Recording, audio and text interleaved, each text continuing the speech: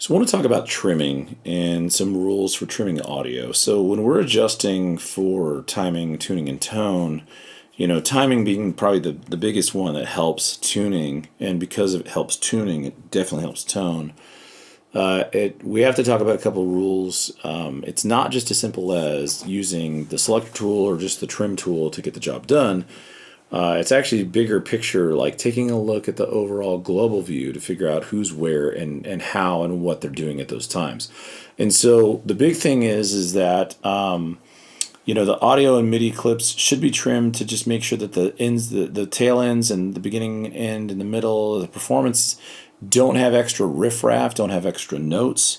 You'd be surprised how many sessions I've opened up and found that the client or the artist just didn't go through and cut out stuff that just shouldn't have been there in the first place. And it's because in the recording process, a lot of times we push record and we're recording areas that we don't have to keep, and we don't always efficiently come through and edit out those points. So you'll notice here, like as a great example, this song starts off with this AC and vocal, the acoustic guitar and vocal.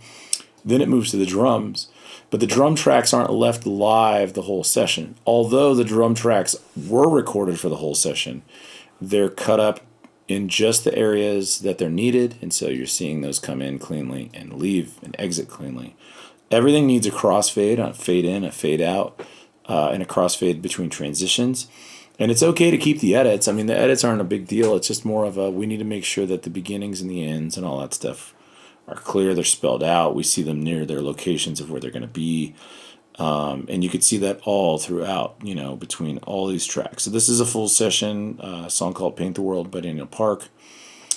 And, I think the big thing is that the other piece that goes along with this is that we have to be able to maintain tracks that are live from end to end. So even though we're chopped up from end to end, something has to always continue. And the reason why is, especially in digital audio, when we do our final bounce out print, if we chop something that had no file in it whatsoever, there would be a deafening silence in the middle of the track. And because there is audible noise from track to track throughout the song, it would be very evident that something got chopped out completely. It would just, you'd be listening along and all of a sudden your sound system would just go to nothing. And then something would hop back in and it would just make it feel very unnatural. So sometimes that's the drums. I say oftentimes that's really the prime instruments. So like if I tried to gather some of the prime instruments of this song, we have the acoustic guitar. We have a couple different variations of the acoustic guitar. I'm just going to put them up here together so you can see them. And you can see that one at the very beginning transitions to, which is this one here, transitions to the one right underneath. So there's a transition there. And then as we transition from here to here, you can see things like the piano, where there's a gap. The piano transitions right after this acoustic guitar. So let's pull it up here so you can see it. And you'll see that all of a sudden the piano does this takeover. The bass is also, throughout most of the track, as well as electric guitars. And then if you look at the vocals, typically the vocal, as soon as vocals typically start moving, are a big feature in that the vocals stack and move on from end to end. And you can see vocals are in this whole section here moving from one side to the other.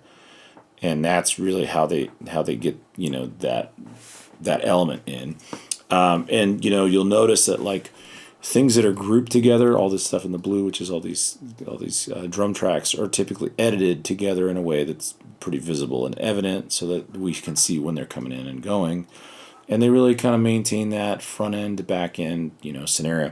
So this session was Paint the World. And this is actually, so I was producing this artist, and we did a behind-the-scenes version of this song where slowly the song starts to step into the recording studio. And it goes from the demo tracks that were recorded, at home to full-blown, analog production that was done at the studio at the Palms. You can kind of hear that progression.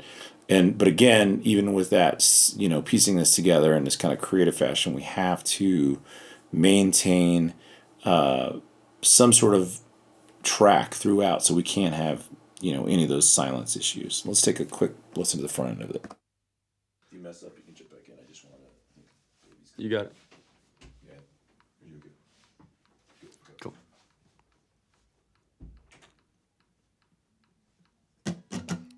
Two, 1, 2, 3.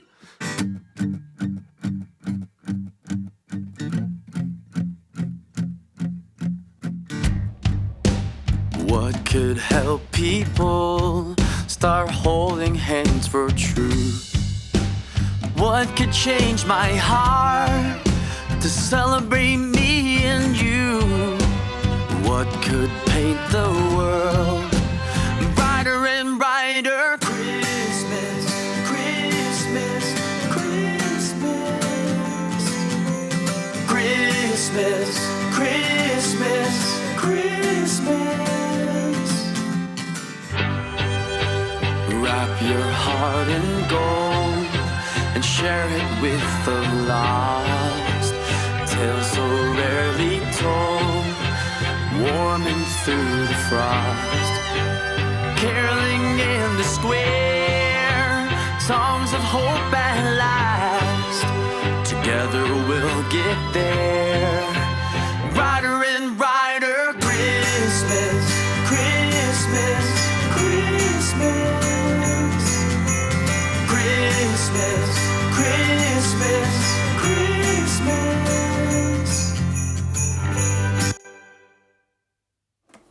And that's it. That's overall the big things we have to look out for when we're trimming our tracks is just to make sure we're planning our moves wisely. We're removing anything that we don't need.